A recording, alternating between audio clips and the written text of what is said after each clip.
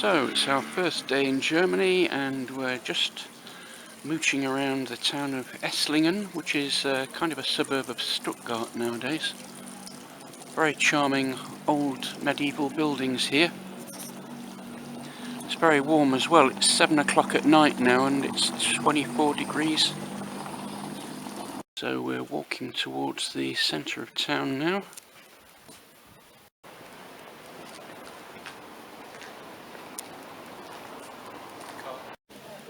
So this is the Stadtzentrum of Esslingen, the old market square here.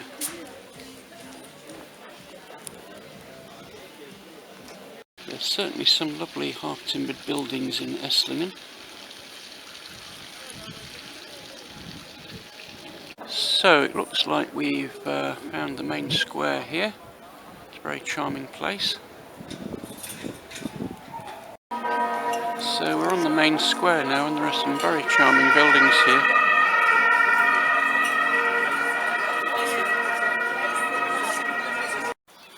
Well, it's been a lovely afternoon in Esslingen. Evening is now falling, the full moon is out over there. And we're just looking from the city walls down onto the town. You get a fantastic view from here. There are a great many steps though, so visitors should be aware of that.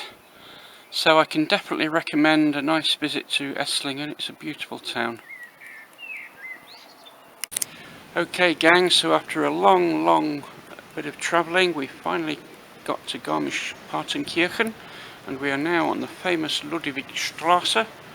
It's 2:10 in the afternoon and it's 21 degrees centigrade.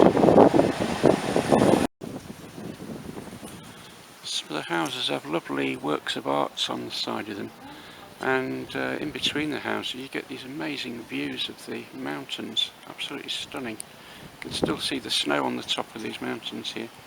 So yeah, there are some beautiful buildings down the Ludwigstrasse and towering mountains in the background. Okay gang, so we are now on the Philosopher's Way, just above Garmisch, and the scenery is absolutely stunning. We've got mountains in the background, we've got the sun about to set behind the mountains, and you can just see the rooftops of the town down below there. It's absolutely beautiful. We've now reached St. Anton's Church at the top of the Philosopher's Way, and it's a very majestic place to take some footage.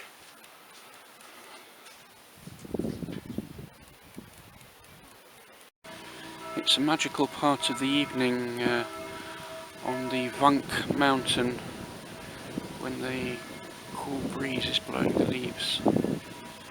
The sun is setting and you can just hear the church bells in the background. Wow, look at that.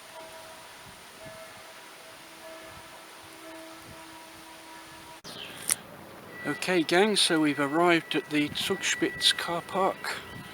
The main cable car is out of action today, so we're going to take the cog railway and then a smaller cable car to get up to the top. It's a lovely sunny day. What's up gang? Okay gang, we are finally at the first part of the Zugspitze. Apparently we can go even higher on the cable car. It was an absolute nightmare getting here. The train broke down in the tunnel and we had to transfer onto another train deep inside the Alpine tunnel, which was an absolute nightmare. And in fact you can see the summit up there, so we need a short cable car ride to get up there, but I think we need a cup of coffee first. It's been one heck of a journey, very traumatic. Might walk up to the little chapel there. Well gang, it's a winter wonderland on top of this mountain. We've still got to go up the cable car to the very top, but it's very snowy here. Yeah, not particularly cold. It's got lovely snowfall on the ground, but it doesn't feel cold like it would in England. So gang, we are now on the very top of the Zugspitze and we can see amazing things. You can see Italy, Germany, Austria and France, I think is the other one.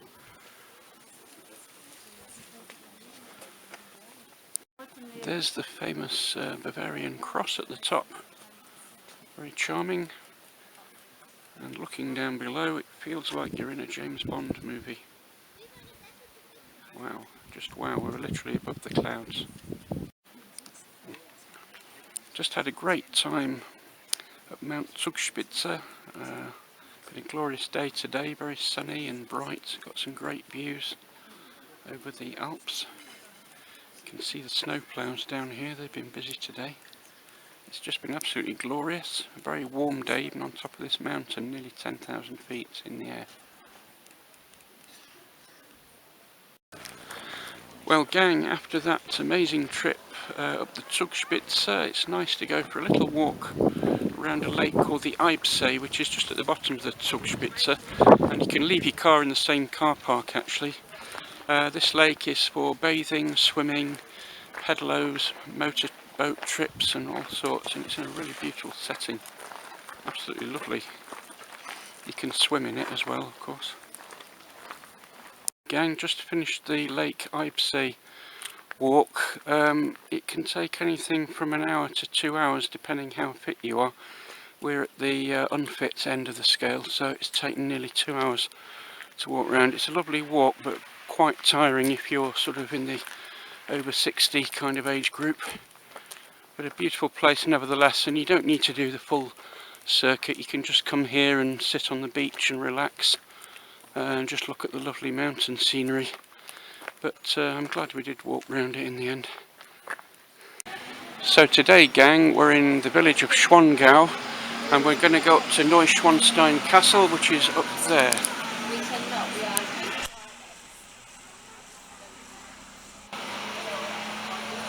Okay gang, so we are now on the Maria Brücke, or St Mary's Bridge, overlooking the castle of Neuschwanstein, and you get a fantastic view from here.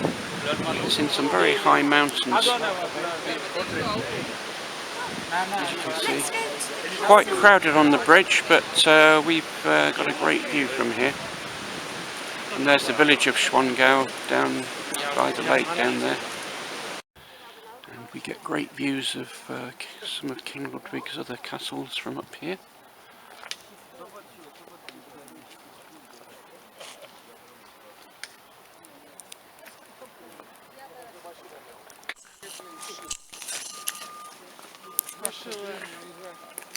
Great place for paragliding near the castle. So you get some great views of the mountains here gang from the courtyard of Neuschwanstein. There's part of the old castle there. It's a very fairy tale castle, but of course, and because King Ludwig spent quite a lot of money on it, and his government thought he'd wasted government money, they actually assassinated him at some point. So after the nice trip to Neuschwanstein, we just popped in at the nearby town of Füssen, which has a very charming old square. It's surrounded by towering mountains. Some lovely old houses here.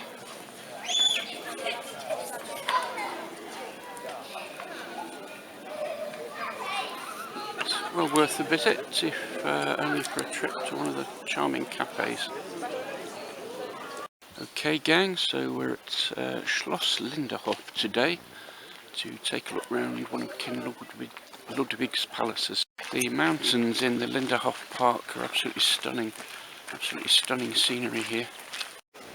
Gardens are absolutely stunning, and if we sweep round with the camera, here is the actual palace itself. Very charming little place for King Ludwig. So we're not allowed to film inside the palace, but the gardens are very beautiful outside, and I can show you this lovely cascade here, which is very charming. Lovely formal gardens here.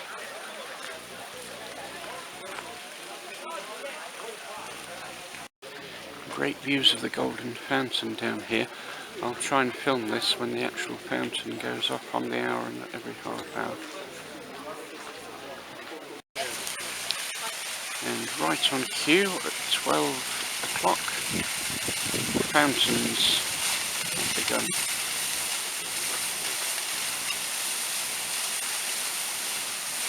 Wow, it's quite a high one.